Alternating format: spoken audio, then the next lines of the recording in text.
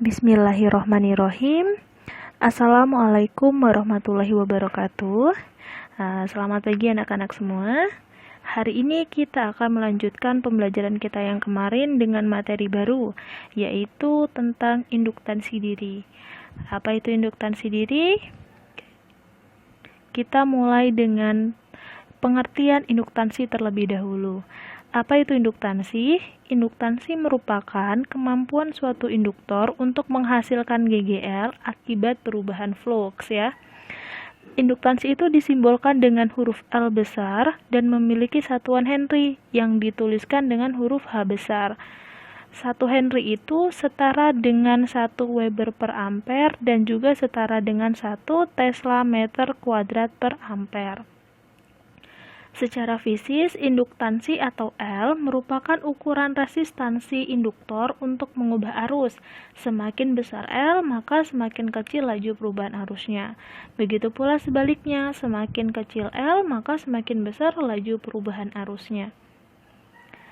Ketika sebuah induktor dialiri oleh arus, di dalam induktor tersebut akan timbul medan magnetik. Selanjutnya, apabila arus yang mengalir besarnya berubah-ubah terhadap waktu, akan menghasilkan flux magnetik yang besarnya berubah terhadap waktu. Perubahan flux magnetik ini dapat menginduksi rangkaian itu sendiri, sehingga di dalamnya timbul GGL induksi. GGL induksi yang diakibatkan oleh perubahan flux magnetik sendiri dinamakan dengan GGL induksi diri. Secara matematis, GGL induksi diri dirumuskan dengan epsilon sama dengan negatif L dikalikan dengan perubahan arus per perubahan waktu. Nah, perubahan arus per perubahan waktu ini disebut juga dengan laju perubahan arus. Nah, kenapa di sini ada tanda negatif? Karena arah GGL induksi itu berlawanan dengan arah laju perubahan arus. Oke. Lalu, apa itu induktansi diri? Jadi, induktansi diri merupakan kemampuan suatu induktor untuk menghasilkan GGL induksi diri dari laju perubahan arus yang terjadi. Berdasarkan induktornya, ada 2 jenis induktansi diri. Yang pertama, ada induktansi diri pada kumparan, kemudian ada induktansi diri pada solenoida dan juga toroida. Untuk induktansi diri pada kumparan, itu besarnya dapat dicari dengan rumus ini. L sama dengan N dikalikan dengan Pi dibagi dengan I. Jadi, induktansi diri itu sama dengan jumlah lilitan pada kumparan tersebut dikalikan dengan flux magnetiknya kemudian dibagi dengan kuat arus listriknya. Sehingga dari persamaan ini juga kita tahu bahwa ada 3 hal yang mempengaruhi besarnya induktansi diri pada kumparan. Yang pertama itu jumlah dari lilitannya, kemudian flux magnetiknya, serta kuat arus listriknya. Kemudian hubungannya apa? Ya, L ini sebanding dengan N dan juga Pi. Jadi kalau N-nya semakin besar dan Pi-nya semakin besar, maka L-nya akan semakin besar pula. Namun L ini berbanding terbalik dengan I. Artinya, kalau I ini semakin besar, maka L-nya akan semakin kecil. Seperti itu.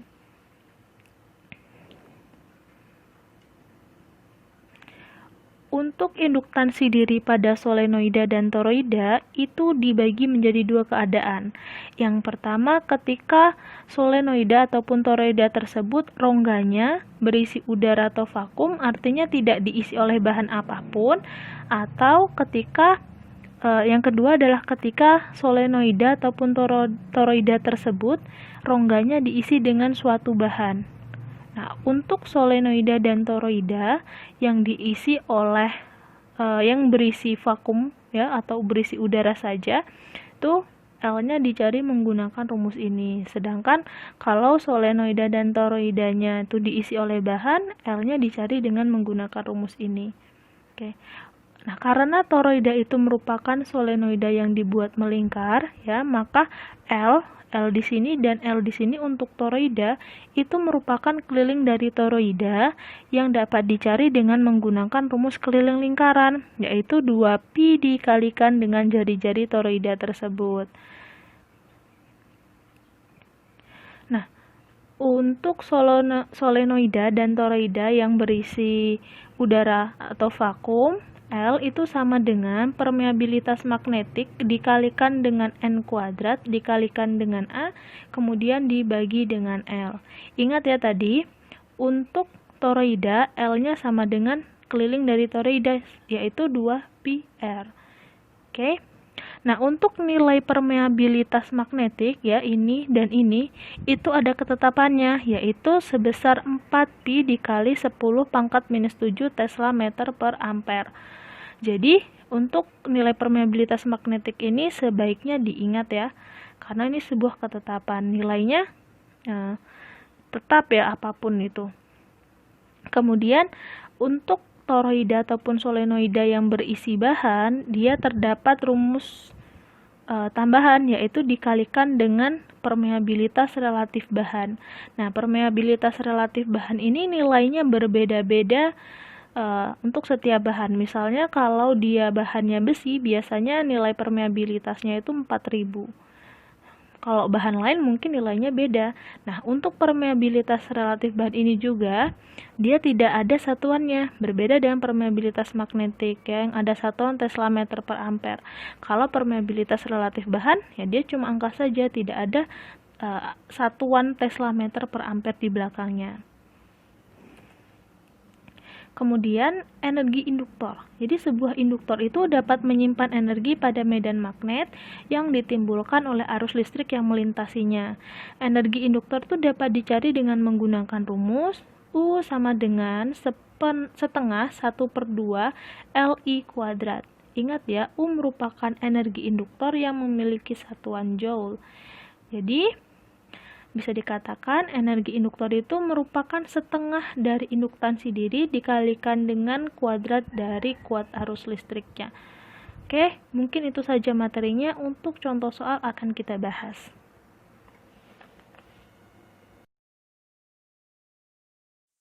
Baiklah, setelah materi tadi, kita masuk ke bagian contoh soal. Adapun contoh soal yang pertama yaitu sebuah solenoida memiliki panjang 10 cm dan luas penampang 0,2 cm kuadrat.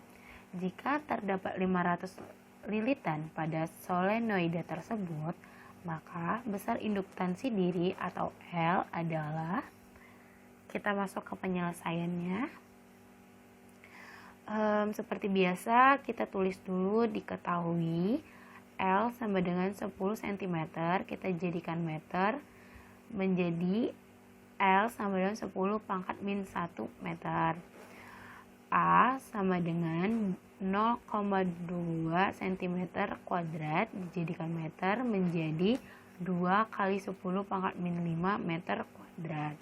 Dan N sama dengan 500, mu 0 sama dengan 4V dikali 10 pangkat min 7 Tesla meter per ampere.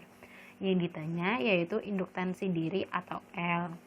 Maka kita jawab, di sini kita menggunakan rumus L sama dengan mu 0 dikali N kuadrat dikali A per L.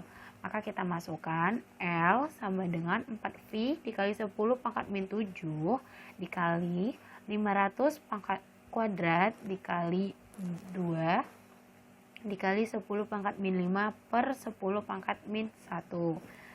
Maka L sama dengan 4V dikali 10 pangkat min 7 dikali 25 dikali 10 pangkat 4 dikali 2 dikali 10 pangkat min 5 per 10 pangkat min 1. Kita pisahkan biar lebih mudah, menjadi L sama dengan 4V dikali 25 dikali 2 dikali 10 pangkat min 7 dikali 10 pangkat 4 dikali 10 pangkat min 5 per 10 pangkat min 1. Maka L sama dengan 200V dikali 10 pangkat min 8 per 10 pangkat min 1. L sama dengan 200V dikali 10 pangkat min 7. Dan jadi L sama dengan 0,2V dikali 10 pangkat min 4 Henry. Maka induktansi diri solenoida tersebut adalah 0,2V dikali 10 pangkat min 4 Henry. Lanjut, kita akan ke contoh soal kedua, yaitu sebuah kumparan yang terdiri dari 100 lilitan memiliki flux magnetik sebesar 20 Weber. Jika nilai induktansi diri kumparan tersebut adalah 250 Henry, maka kuat arus yang mengalir adalah, kita masuk ke penyelesaiannya.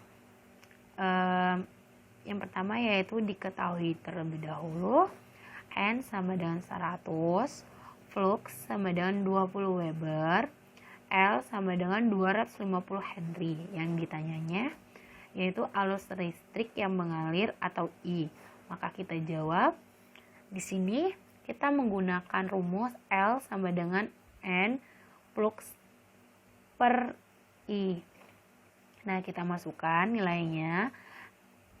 Jadi L sama dengan 250 sama dengan N 100 dan dikali fluxnya 20 per I. Maka 250 sama dengan 2000 per I.